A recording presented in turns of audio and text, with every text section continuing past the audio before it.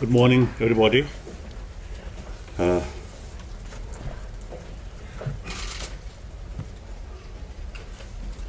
Firstly, my short visit here, Estonia, I really enjoy. All the concerned people, they take every care.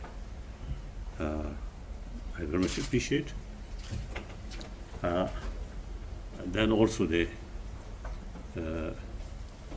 yesterday public meeting, large number of people as you can, in spite of the hot sun, they remain, full, attentive survey, alert. Full alert. So I very much appreciate. Now, whenever I meet the media people,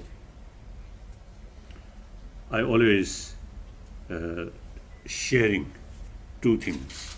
Number one, as I briefly mentioned there also, my number one commitment as a human being, on the human level, of course, everybody want a happy life, successful life. Then, mistake in modern world, you see, people believe or that kind of attitude, the ultimate source of happiness, successful life is money or power. That's not the case. I notice among my friend, some are billionaire, very rich, but they ask me frankly, sometimes they really frankly told me they are very unhappy, too much stress, too much worry, and lonely feeling. Other hand, some poor people, very happy. So they actually sort of happiness or satisfaction much depend on our own inner value. So that I want to share. So therefore, I always make sort of effort, make better awareness. The ultimate source of happiness is within ourselves. So of course money important, but meantime there's no point to neglect about our inner value. And then inner value also, you see, not necessarily with religious belief. So my approach to promote human value through secular way. Then second commitment, on the level, now I am Buddhist monk.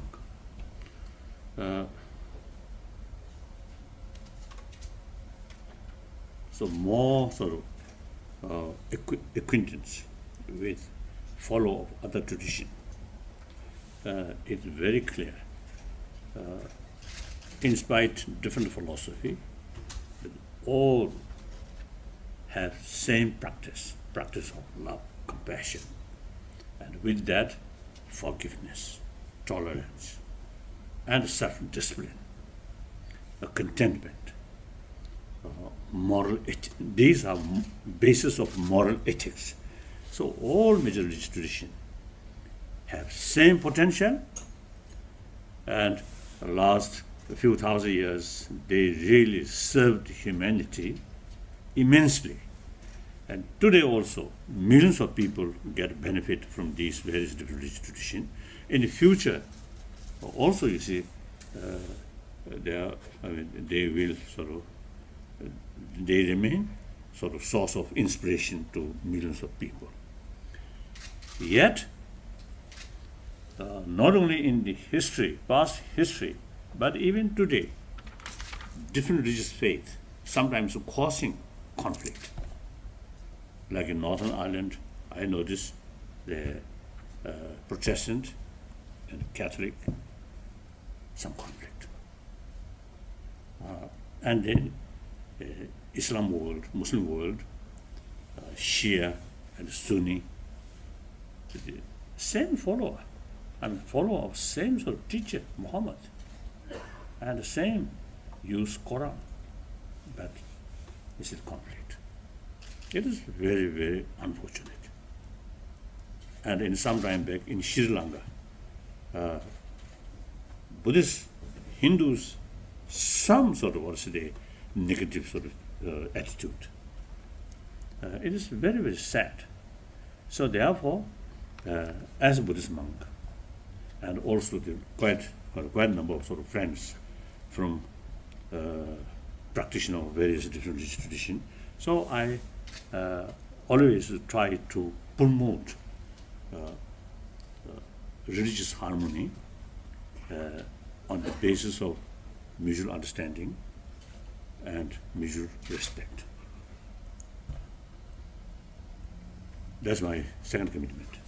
So why I mentioned to you, the media people in modern time, and particularly in democratic society, media people have a certain responsibility, to make awareness the people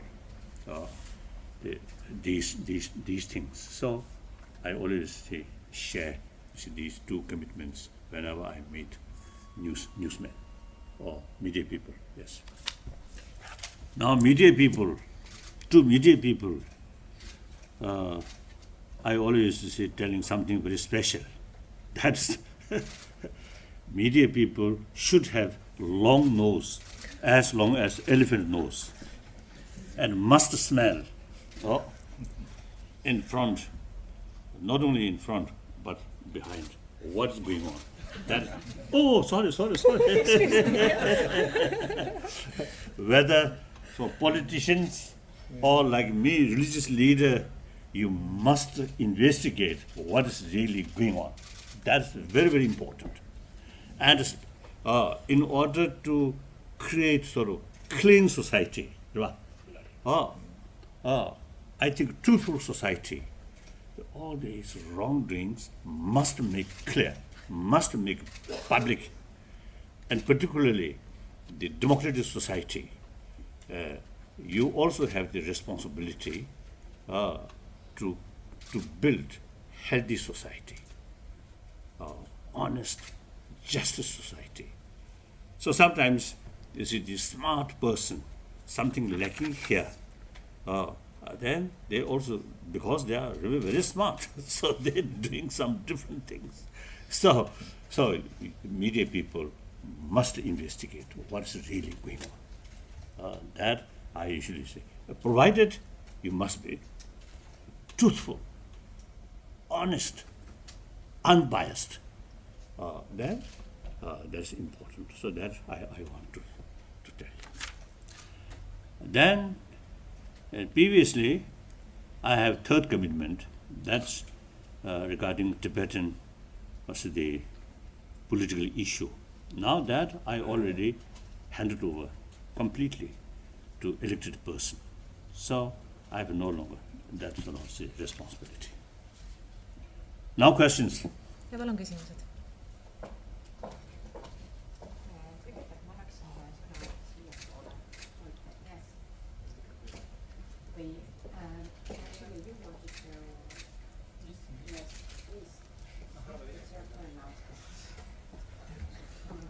Different Reuters. We have a new premier in China. New Prime Minister? In China. A new premier in China. What's what? Compared to the old one. There's a new prime minister in China. Premier, but this is what I'm told. Oh, what do you mean? In Okay, but Tibet, there's a new leadership. I think at least the in last Tibet, not in China. Sorry? Tibet. last I think few years, I think at least 10 years. The same Prime Minister, China. In Tibet, there is new prime minister. Okay, yes, but this is the. That if you mean if you mean Tibetan, then Tibet is not China. There's a process Tibet for ei the ole Hiina. election of a new premier in China. Let me put it this way there, and it's coming up. There's a hard line policy at the moment. What are you expecting from the new leadership in China? No, not prime minister. I think prime minister also will change next year. There's a Leadership, process, the process of leadership change. New president, and with that, I think new other ministers, including prime minister. That next year, 2012. So now everybody guessing what will happen. Nobody knows. In free country, open society, you may sort of predict something, but closed society and everything top state secret, so very difficult to know. There are a lot of predictions about the year 2012, how significant that particular year will be for the mankind. So what does Your Holiness think about the predictions or the significance of the year 2012? Yes, I heard some people rather sort of nervous. Something happened next year. Even some, I think, extendedly say, "Oh, end of the world." I think that's exaggerated. I don't think. One thing quite sort of certain, due to global warming, like tsunami, and some area too much flood, some area too much drought. These things, I think, increasing. That's quite certain. And then some people say next year one serious sort of what's it? Because of firestorm, storm in sun. Storms are storm. They also the very strong flare up from sun. One serious sort of storm in the sun will take place next year. So that may affect our communication through satellite. That will disturb. Some say that. So during that period, you should take some retreat. No work, no telephone, no sort of mobile phone, and retreat. What could people do themselves in order to feel more secure about their own future, both in 2012 and also in the future in general? Oh.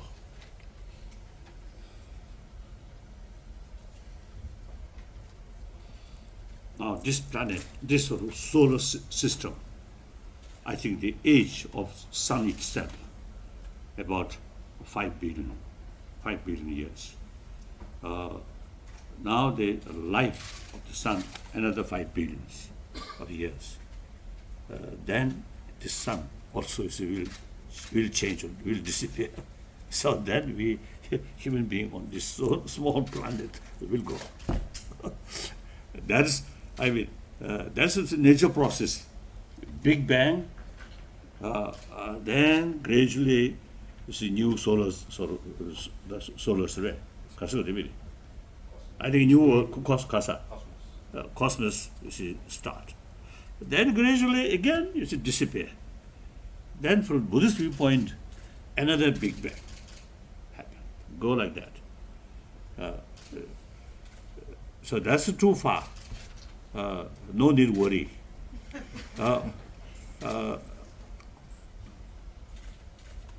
As I mentioned earlier, I think firstly, the inner sort of warm-heartedness. I think that we have the same potential. We everybody have the potential you see, realize that and try to create more compassionate family, more compassionate, I should say, community, and finally global level like that. Then even some disasters happen. Like I think in some extent, I think like Japan, after the three consequences of disaster, earthquake, tsunami, then nuclear radioactive, but the local Japanese, full cooperation, no looting cases. I think in England, some sort of violent, then looting also you see took place. So the health, and I was told, you see, in New York, the September 11th event happened. Then after that disaster, New Yorker, you see, developed some kind of sense of community and work together and sharing with others sort of problem or like that. I heard. So therefore, more sort of trusted or cooperative sort of society, more compassionate, even disaster happen, much happier. Then perhaps human population increasing. Now nearly 7 billion. 20 years ago, around 6 billion. Now next 20 years, 7 to 8 billions, like that. So that's really sort of what's the serious, very serious. So the other day, yesterday I mentioned that our economy system should be some kind of sustainable sort of economy, sort of development. You see, it is totally wrong. Sort of we believe the nature resources limitless. One nature resources sort of reduce, another resources we will find, that kind of sort of belief. And then science can control the whole sort of nature. This, I think, extreme sort of expectation. So we must know the limitation. So I think the lifestyle, yesterday I mentioned, I noticed, this morning also I noticed around 5 o'clock from my window, I noticed almost no car. A few public transport, say, moving. Not like Delhi, not like New York or San Francisco, or like these big city or Tokyo. Oh, 24 hours, lot of car for that. And in car, only one person. That I think a little bit extreme. Now China also is copying that kind of sort of lifestyle. Impossible. 1.3 billion Chinese people own 1.3 billion car. Impossible. Similarly, India also is over billion population. Very difficult. So I think our lifestyle, I think, should be, now here we need the practice of contentment. Meantime, this gap, rich and poor, this is really not only immoral, but also is a source of problem. We must reduce this gap, rich and poor. Then, I think average people, I think their lifestyle, not too much of luxury way, some contentment, I think better. This is my view. Then many years, I think maybe 15 years ago,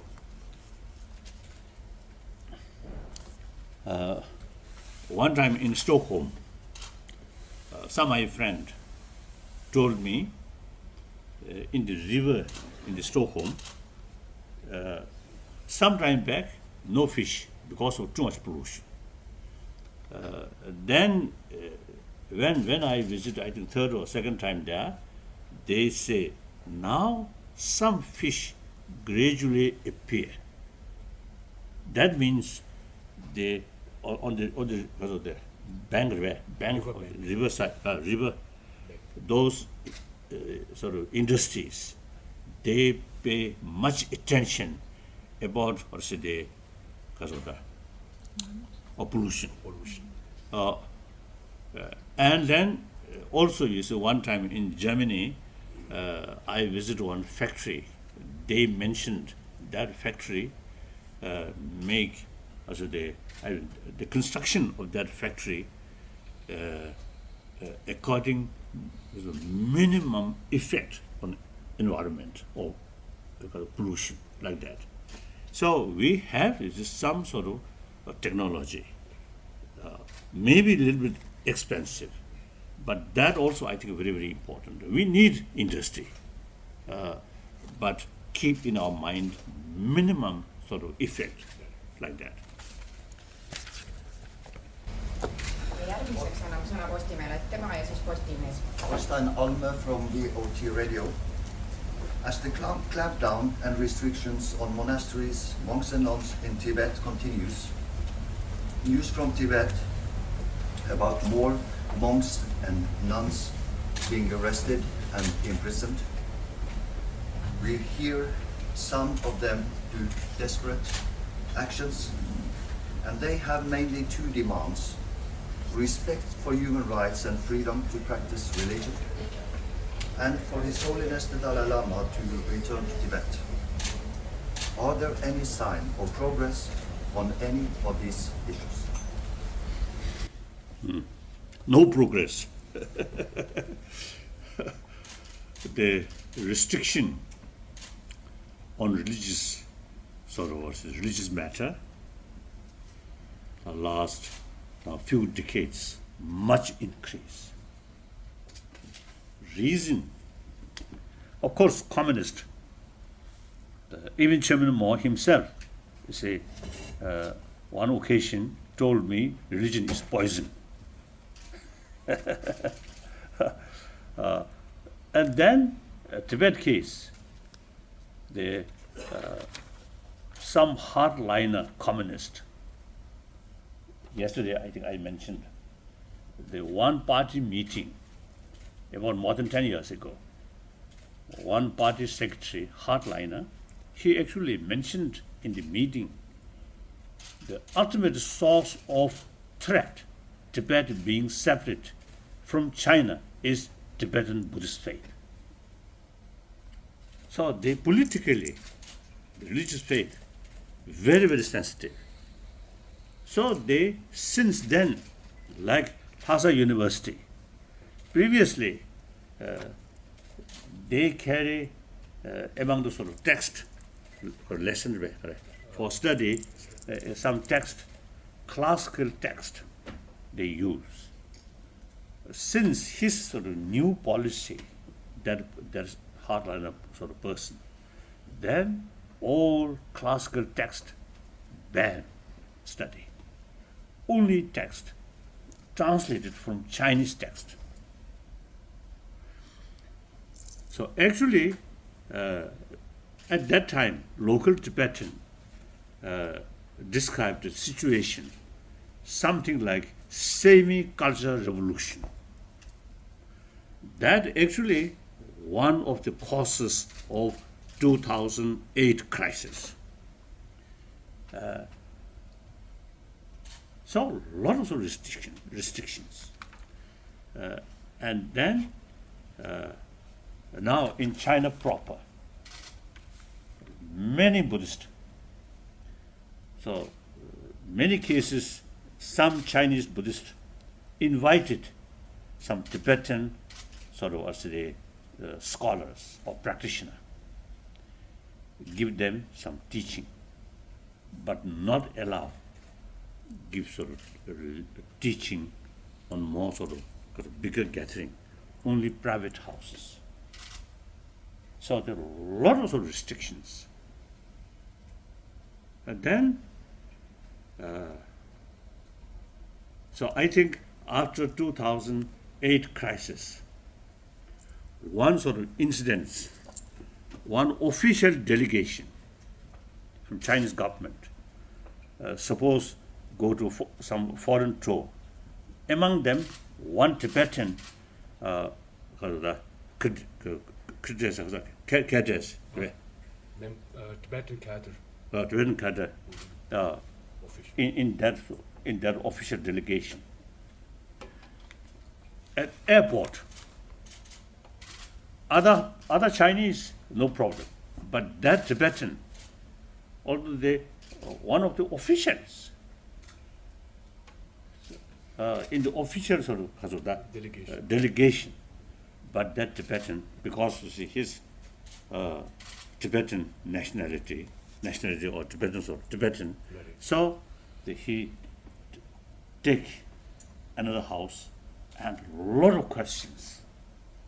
Then finally, fortunately, he joined the other delegation like that. So a lot of restrictions. So long, one Tibetan, being Tibetan, they show suspicion, distrust. So the religious freedom, time passes worsened. And Tibetan, very, very religious-minded. So when you see more restrictions happen, more resentment. That's the causes of human rights violation. Like that. Then their desire, my return. In early 80s, now one example, 1980, late Hu Yangpang, visit Lhasa. He publicly admit their past mistake. And actually he scolded the local authority. Central government spent a lot of money, but where gone this money? He scolded. And in fact, according sort of reliable information, before his visit, he sent some trusted his own sort of friend, sent to Tibet and research what really going on there. So he already got the clear information. His own sort of trusted people carry objectively, study or research objectively. So he already got this information.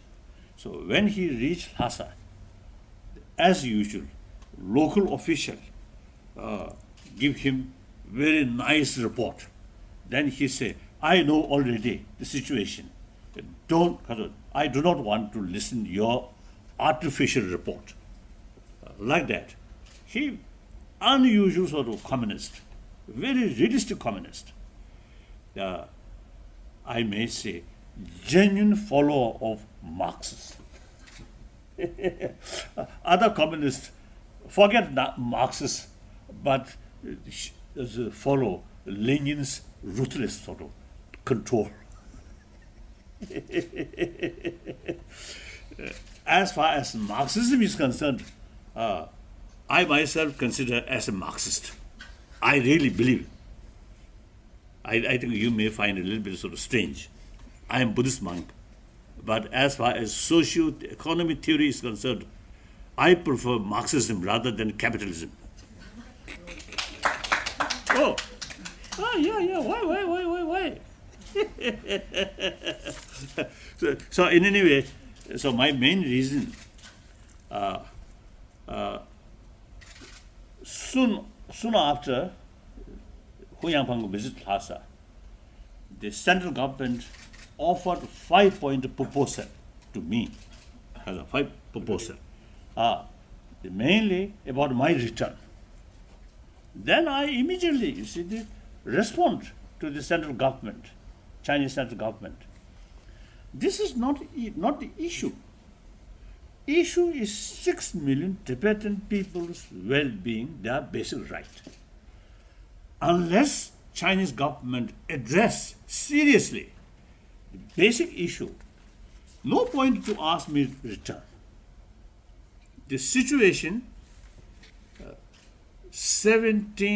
night 17 March 1959, I left Lhasa. There are sort of desperate situation. The situation is desperate. So there's no other alternative except escape. So that situation now today even worse. So there's no point to return. Clear? So I received a message from Tibet. Ordinary Tibetan, faithful faithful Buddhist, particularly the old people, they send message before they die. They want to see me, so please return. More sensible Tibetan, more better education, more political minded people, they send message to me, although they are very, very eager to see you as soon as possible. But under present circumstances, they feel Dalai Lama remain free country is much benefit to Tibetan nation, to Tibetan culture, like that. So that's the situation. Very short question and Postimees. I think mainly my answer should short. We have 5 minutes. Hello, my name is Alo Raun and I am from newspaper Postimees, the online edition of it. And I have a question about Russia, actually, the relations between Estonia and Russia. You know, Russia is to us like China is to Tibet. The only difference is that we have regained our freedom. You are still in the process. So the question is that it seems Estonia does everything to improve relations with Russia, but Russia is not interested. So why strong countries like Russia don't follow the values and principles that you are sharing with us today, for example? How to motivate Russia to change? No. That is not only Russian case, but those big powers. Usually, you see, they are sort of say. I think in the past, up to now, generally, you see, the politicians or leaders, not much talk, not much concern about human values. However, in the recent decades, some statement of politician, the word compassion gradually appear. But previously, no. Politics is politics. The compassion is something, I think sometimes people consider compassion, the practice of compassion actually weaken the person. That kind of sort of attitude.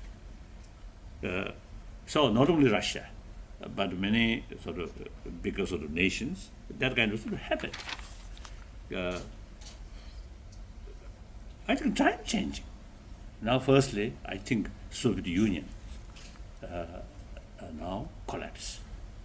At least more sort of freedom of speech, more freedom of different publication, are now happening. So it is understandable. I think 70 years, 7 decades sort of, what's the establishment, I mean the impact of the 7 decades sort of system. Changing take time. The other day I mentioned when I was in South Africa, the constitution changed. The system democratic. The black majority have the sort of power. But in people's mind, still, you see,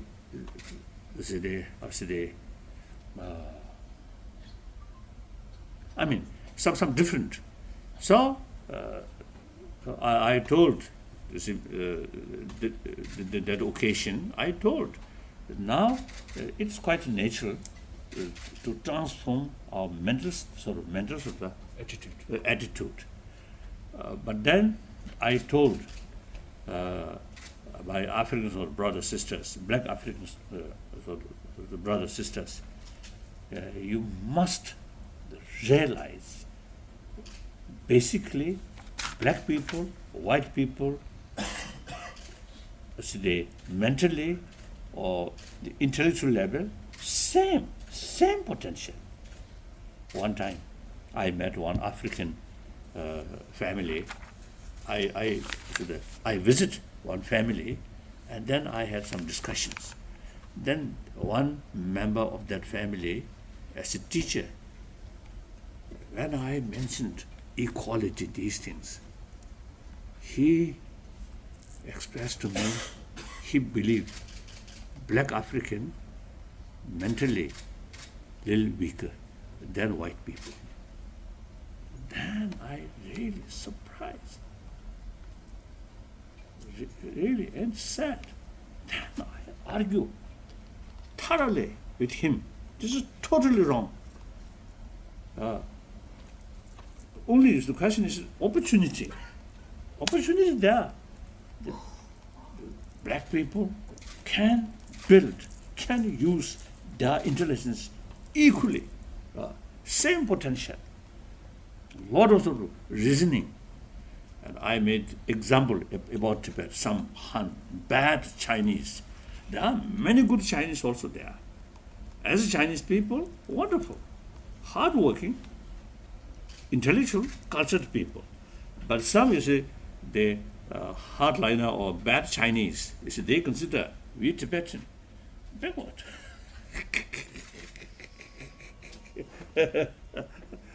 But now I think many scholars from the West, they already notice Tibetan brain is, if not better, but not behind than Chinese brain. In the past 1,000 years, Tibetan produced marvelous top scholars. The writing, when we study these writing, wrote by Tibetan, marvelous. Very few such text wrote by Chinese.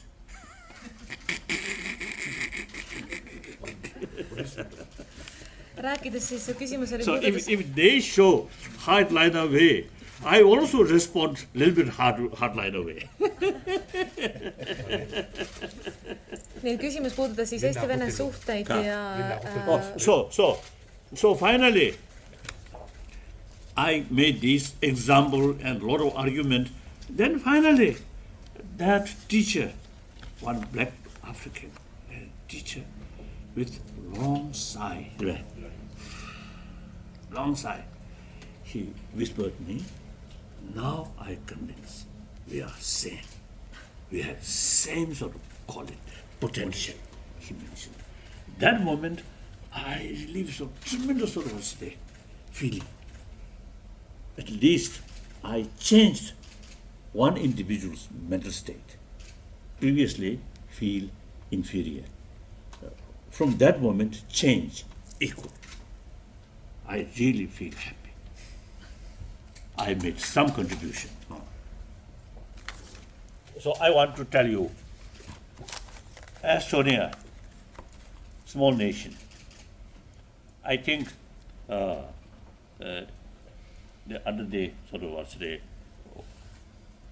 right person, or under the sort of wise leadership, and also people, public, if you make more hard work, development of external things, as I mentioned earlier, the sustainable sort of economic sort of progress. Meantime, pay more attention of inner sort of values, then your democracy truly be sort of honest, democratic, and equal, and also can reduce gap rich to poor, then eventually Big Brother also may follow example of your achievement. ja ma Eestile Russia too big. Even if you leaders want to lead that way, not easy. So take more time. I think if you can, because a smaller nation can achieve within 1 decade, I think this big nation may take another 3-4 decades. So eventually you can show Russia, oh, we are better sort of happier society, clean environment. Of course, through not bad sense, but really honestly, and sort of keep genuine sort of what's the brotherhood, sense of brotherhood with Russia, and respect great Russian people. Then I think your influence can be more effective. If you stand a little negative way, then even though you have some good thing to teach Russia, but if your attitude a little bit sort of harsh or negative, then they won't follow. Clear? Of course, this is not my business. So I also, you see, growing my nose a little bigger. Thank you. You have one? me tõesti oleme väga. Yes, yes. It's not. Yes. Okay. If your holiness can use only 3 words, what is happiness? What is happiness? 3 words. According sort of, according I think they,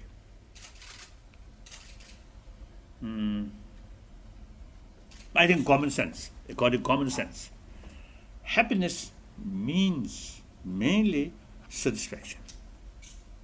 Even pain, sometimes pain also brings deep satisfaction. So when I use the word happiness, is satisfaction. And satisfaction brings some satisfaction out of fear, out of hatred, that's different. But genuine satisfaction really brings inner peace and kasoda relax. Like that. Only one word, satisfaction. Hmm? Only one word, satisfaction. Korsa. Yes. Satisfaction, happiness and satisfaction. Oh, satisfaction. I think satisfaction. vastuseks on ainult üks sõna, siis rahulolu. Oh. nii, suur tänu kõigile, et te saite tulla, sellega on meie pressikonverents lõppenud.